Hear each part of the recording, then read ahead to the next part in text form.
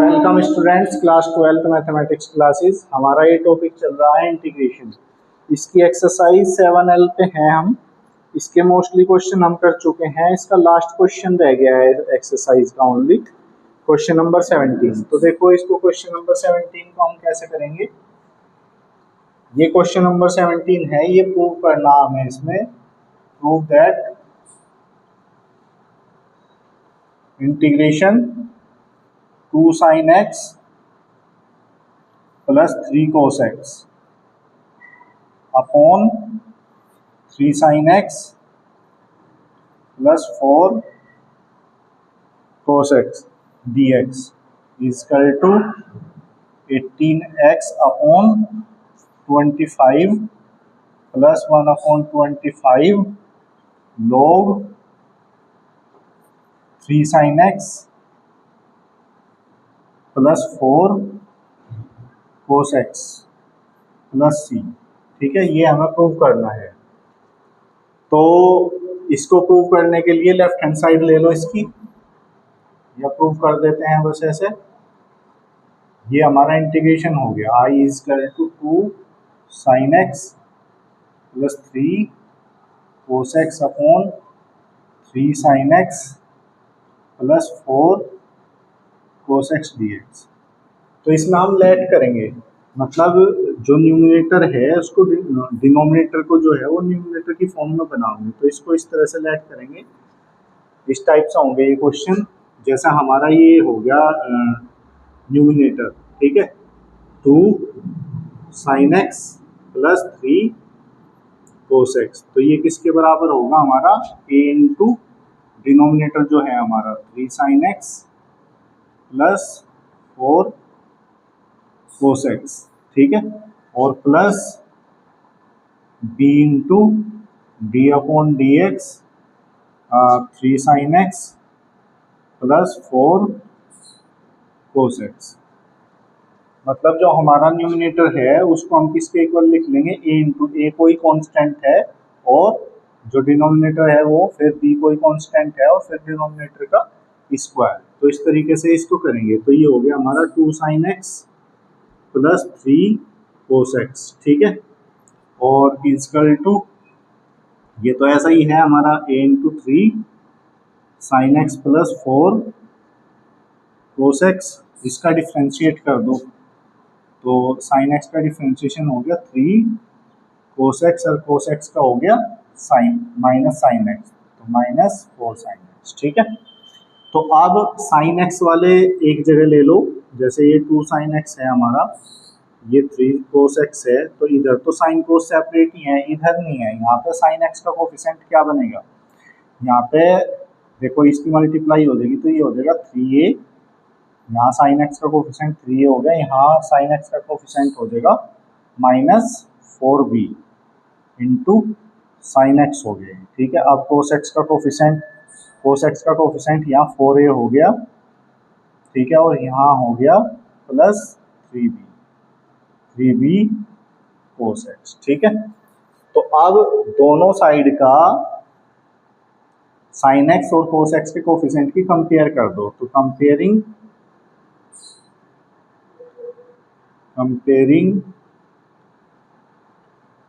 Coefficient of sin x and cos x, ठीक है। तो दोनों साइड के sin x और cos x के कोफिशिएंट की कंपेयर कर देंगे। तो इधर sin x का कोफिशिएंट 2 है, इधर ये है, तो ये एक इक्वेशन बनेगी 3a minus 4b equal to 2, एक इक्वेशन बनेगी, ठीक है। और दूसरी इक्वेशन cos x का कोफिशिएंट यहाँ ये है, यहाँ ये है, तो ये हो गया 4a plus 3b equal to 3, ये इक्वेशन 2 होगी।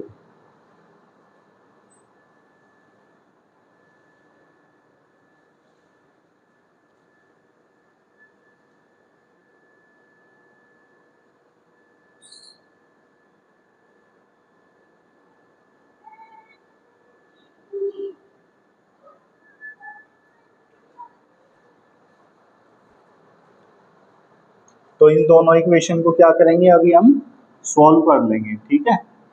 तो या तो ए के कोफिशिएंट इक्वल करो या फिर बी के कोफिशिएंट इक्वल करके मतलब सोल्व कर लेंगे इस इक्वेशन को। तो लिख दो यहाँ पे सोल्विंग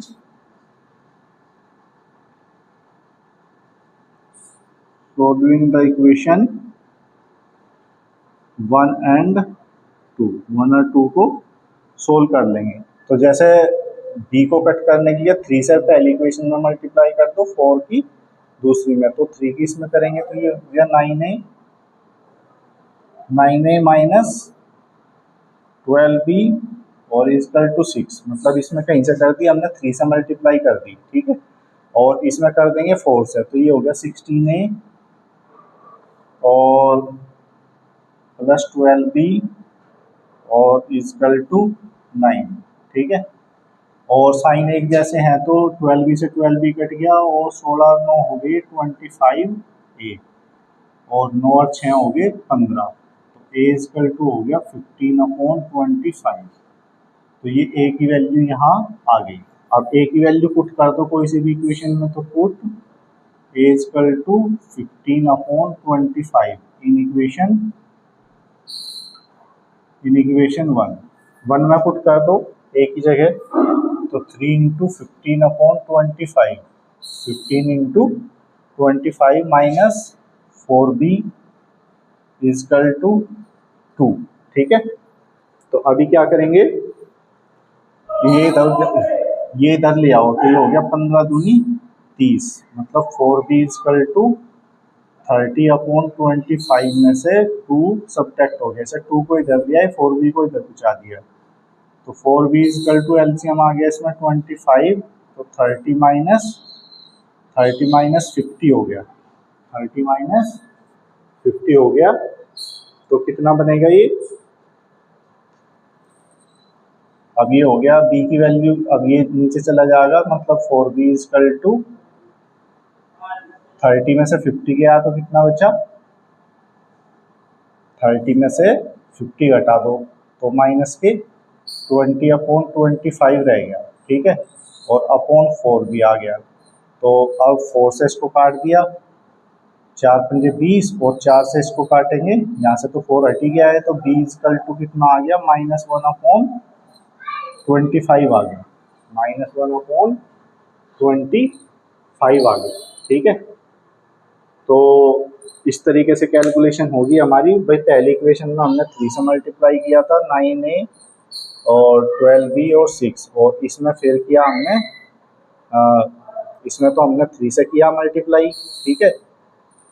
तो 3 से मल्टीप्लाई करके आ गया, इसमें करा हमने 4 से, तो हाँ ये भाई ये 4 या 12 होगा, क्योंकि 4 से मल्टीप्लाई किया ना, तो 12 होगा। ये थोड़ी सी कैलकुलेशन चेंज हो गई भाई, क्योंकि दूसरी इक्वेशन में तो हमने 4 से मल्टीप्लाई किया ना, 4 चौक 16, 4 तिया 12 और 4 तिया 12, ये बैठेगा, तो ये हो गया 25 a इक्वल टू 18, तो a इक्वल टू 18/25 बैठेगा ये, ठीक है।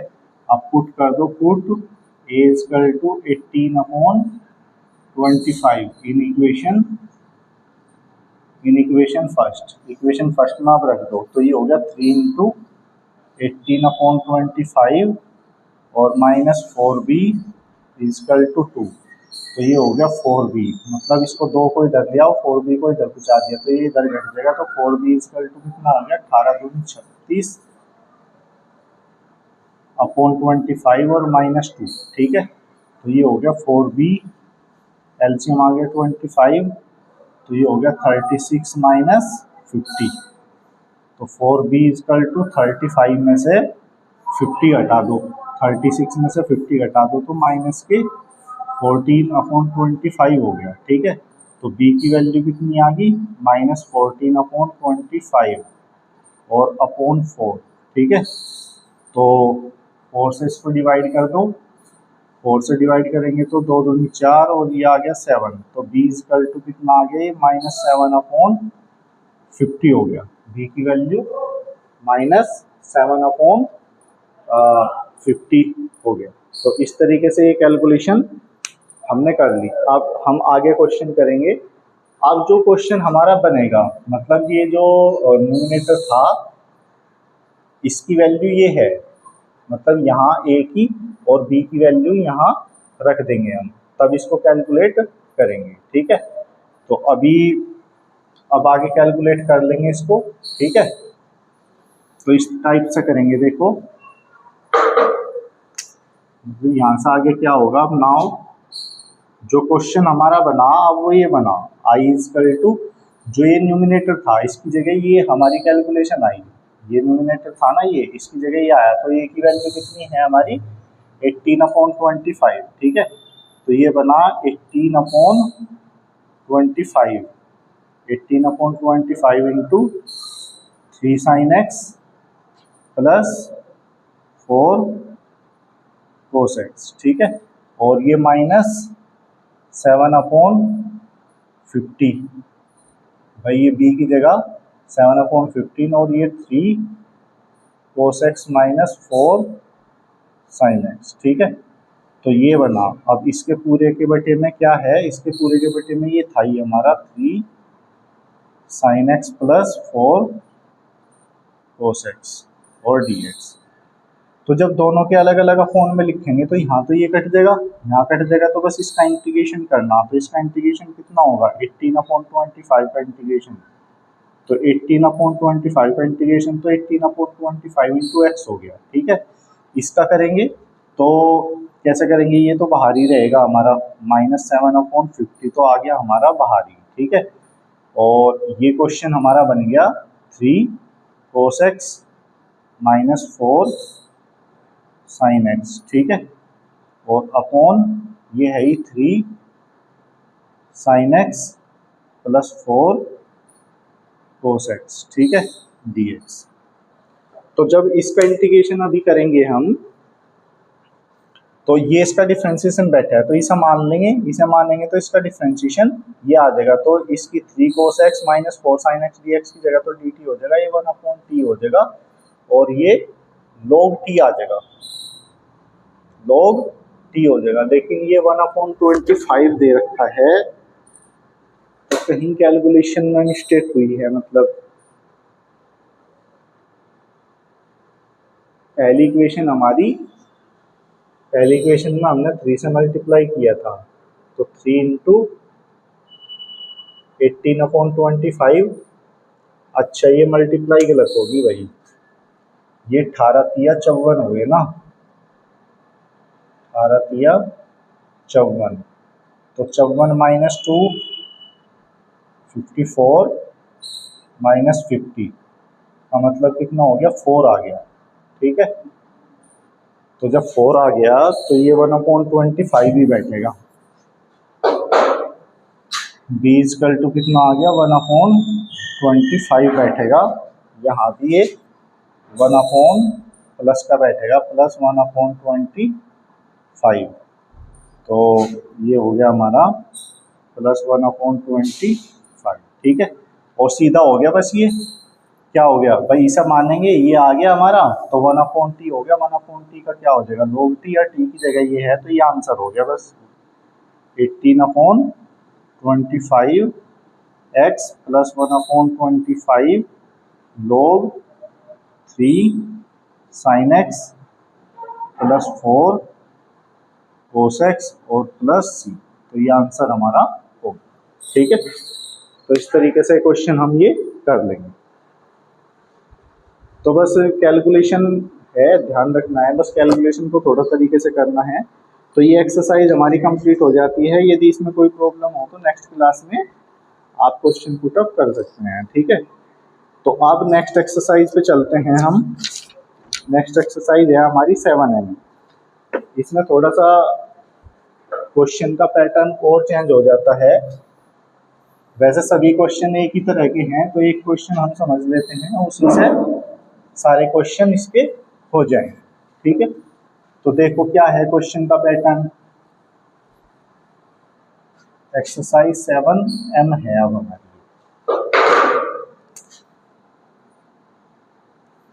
तो पहला क्वेश्चन ये है, देखो सारे क्वेश्चन एक जैसे ही हैं इसमें। तो जैसे ये है आई इज इक्वल टू, ये है x square plus 1 upon x की power 4 minus 2x square plus 1 dx। ठीक है, तो इसका इंटीग्रेशन करना है। तो इंटीग्रेशन करेंगे तो कैसे होगा, पहले एक्स स्क्वायर से हम डिवाइड कर देंगे न्यूमरेटर में भी और डिनोमिनेटर में भी। तो एक्स स्क्वायर से ऊपर डिवाइड करेंगे तो क्या हो गया 1 प्लस 1 अपॉन एक्स स्क्वायर। ऊपर तो ये बन गया एक्स स्क्वायर से डिवाइड करने से, यहाँ एक्स स्क्वायर से डिवाइड करेंगे तो ये एक्स स्क्वायर हो गया, ये -2 हो गया, ये प्लस हो गया 1 अपॉन एक्स स्क्वायर dx। ठीक है, अब नीचे होल स्क्वायर बनाएंगे हम। ठीक है, अब होल स्क्वायर बनाएंगे तो होल स्क्वायर कैसे बनेगा, ऊपर तो ये रहेगा ही 1 upon 1 plus 1 upon x square, और ये तो एक्स का स्क्वायर हो गया, स्क्वायर वाली टर्म ले लो दोनों, ये हो गया 1 अपॉन एक्स का स्क्वायर। तो अब यहाँ ध्यान रखना हमें एक चीज कि ऊपर अगर प्लस का साइन है तो नीचे माइनस का होल स्क्वायर बनाओगे, ऊपर माइनस है तो नीचे प्लस का होल स्क्वायर बनाओगे।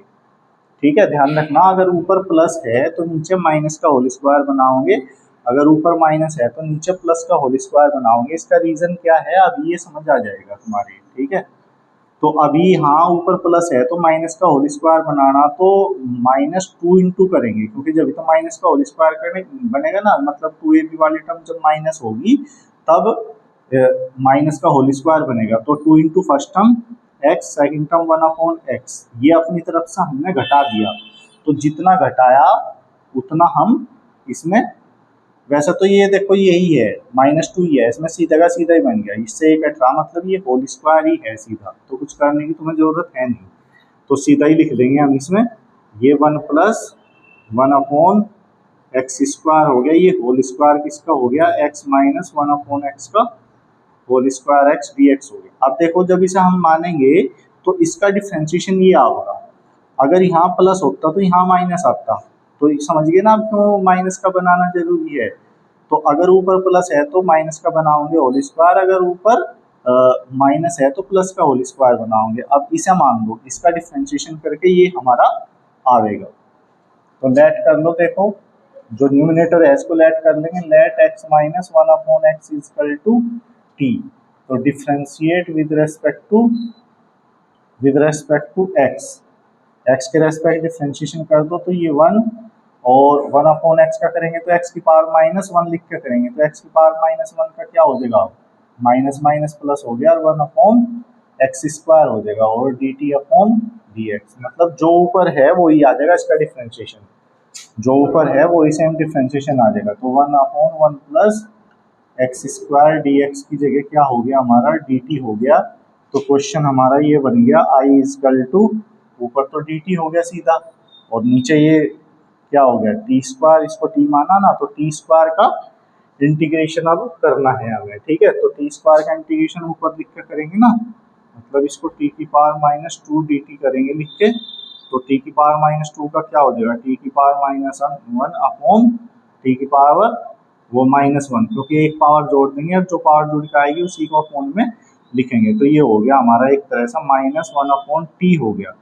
तो बस ये लिख दो, -1 अपॉन टी की वैल्यू कितनी थी हमारी, x -1 अपॉन एक्स। ठीक है, चाहो तो इसको थोड़ा सा सिंप्लीफाई करके लिख सकें हम, ये लिख लो भाई, इसमें एलसीएम ले सकें हम, एलसीएम कितना आ गया, एक्स एलसीएम आ गया, तो ये हो गया एक्स स्क्वायर -1, ये ऊपर चला जाएगा तो I is equal to -x upon x square -1 आ गया, सी कांस्टेंट इसमें ऐड हो गई। ठीक है, तो इस तरीके से इसे हम कर सकते हैं क्वेश्चन को। ठीक है, तो ऐसा क्वेश्चन हो जाएगा हमारा ये। तो इस टाइप के क्वेश्चन इस एक्सरसाइज में हैं। ठीक है, तो ऐसे करना है। आप एक क्वेश्चन और समझ लेते हैं, थोड़ा और क्लियर हो जाएगी चीजें।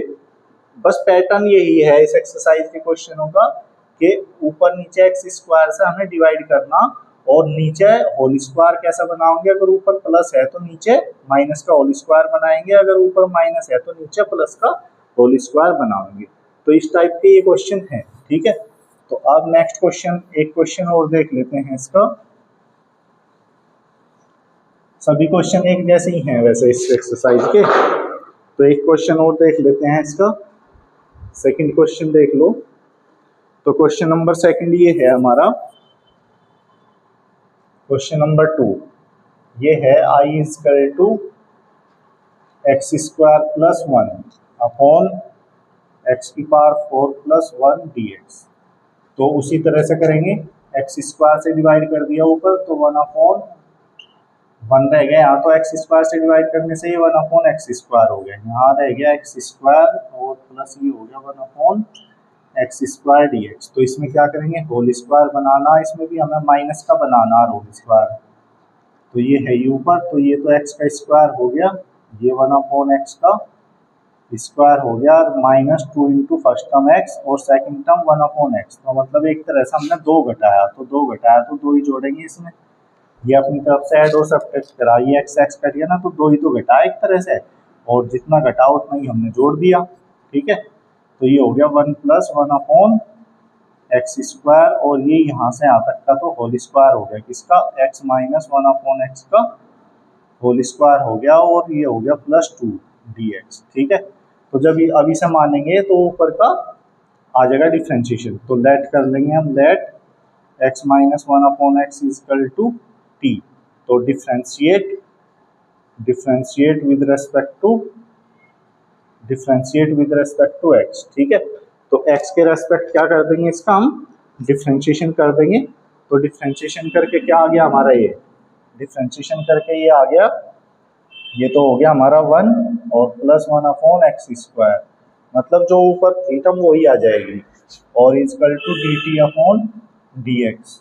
तो 1 plus 1 upon x square d x equal to d t हो गया। तो क्वेश्चन ये बन गया अब हमारा भाई, 1 plus 1 upon x square d x की जगह तो डी टी हो ही गया, नीचे क्या बन गया, ये हो गया टी स्क्वायर, और इसे रूट 2 को हम रूट 2 का स्क्वायर लिख देंगे। तो ये कौन सा फॉर्मूला बन गया हो, 1 अपॉन एक्स स्क्वायर प्लस ए स्क्वायर का बन गया, और इसका इंटीग्रेशन क्या हो, 1 अपॉन ए मतलब 1 अपॉन रूट 2 और tan इनवर्स x अपॉन ए मतलब t अपॉन रूट 2, और t की वैल्यू रख दो। t की वैल्यू क्या है, t की वैल्यू जो हमने मानी वो रखी दो। तो t की वैल्यू क्या थी हमारी, t की वैल्यू ये थी x माइनस 1 अपॉन एक्स। तो x minus 1 upon x upon root 2 ये है ही, और क्या करेंगे, एलसीएम ले लो बस ज़्यादा इसमें। तो क्या हो जाएगा, एलसीएम लेके ही एक्स एलसीएम आ गया, तो x square minus 1 upon x root 2, और सी कॉन्स्टेंट एंड में ये जुड़ ही जाएगा। तो इस तरीके से हमें ये क्वेश्चन करना था। तो ये आंसर हो गया इसका हमारा। तो ये चीज़ समझ में आ गई होगी बिल्कुल क्लियर। अब क्वेश्चन नंबर जो 3 है वो बिल्कुल ऐसा ही है, ये खुद कर लेना आपको। क्वेश्चन नंबर 3 ये है हमारा, I is equal to x square minus 1 upon x की power 4 plus x square plus 1 dx। तो वही एक्स स्क्वायर से डिवाइड कर देंगे पहले न्यूमरेटर में भी डिनोमिनेटर में भी, तो ऊपर इस बार 1 माइनस 1 अपॉन एक्स स्क्वायर बनेगा, तो नीचे प्लस का होल स्क्वायर बनाना, ये ध्यान रखना, नीचे प्लस का होल स्क्वायर बनाना।